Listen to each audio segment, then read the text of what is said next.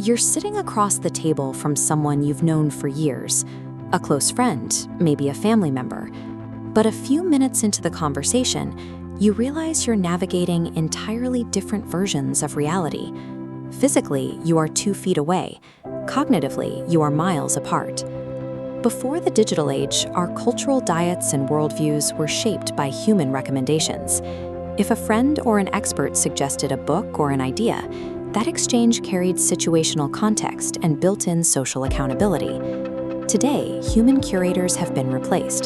The information we consume is almost exclusively curated by engagement-based ranking algorithms.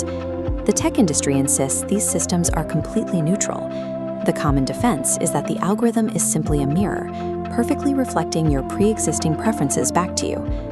But philosopher Etienne Brown notes that relying on raw behavioral signals actually frustrates our higher-order desires. We become what he calls recommended selves, identities nudged and formed by fragmented, uninformative data points. The algorithm acts as an active mold, constantly shaping who we are becoming.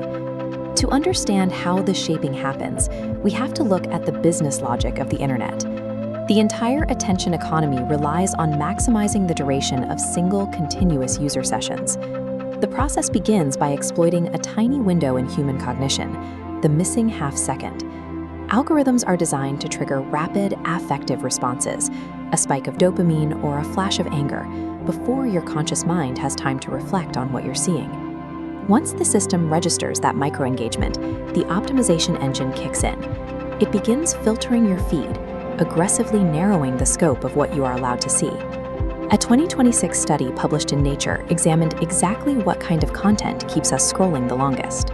They found a clear pattern in how engagement-based feeds organize information. The study revealed that these algorithms heavily amplify intergroup, moralized, and emotional content.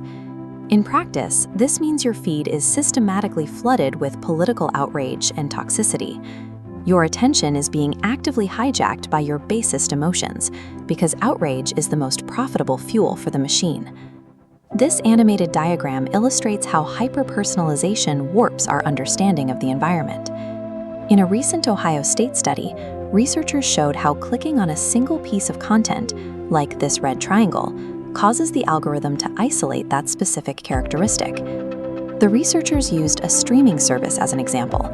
If you want to explore movies from a new country and happen to click an action thriller first, the platform will immediately and exclusively recommend other action thrillers. This triggers a serious cognitive trap. You begin to incorrectly generalize this tiny biopsy to the entire landscape. You walk away believing the entire country only produces action movies. The personalized feed leaves learners factually wrong about the broader world, while simultaneously instilling a fierce, unearned overconfidence in those same incorrect answers. At this point, the loop closes. Your opinions evolve to match this distorted, artificially narrowed reality. Those new, more extreme opinions generate fresh behavioral signals. You click faster, stay longer, and type angrier, feeding new data back into the system that further polarizes your future recommendations.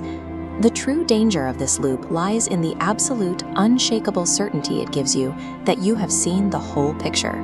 When we zoom out to a societal scale, the data is alarming. Recent surveys show that 73% of college students are currently trapped in these algorithmic information cocoons. The political consequences are measurable. A 2026 field experiment involving thousands of users demonstrated that the For You algorithm on X distinctly shifted users toward more conservative attitudes.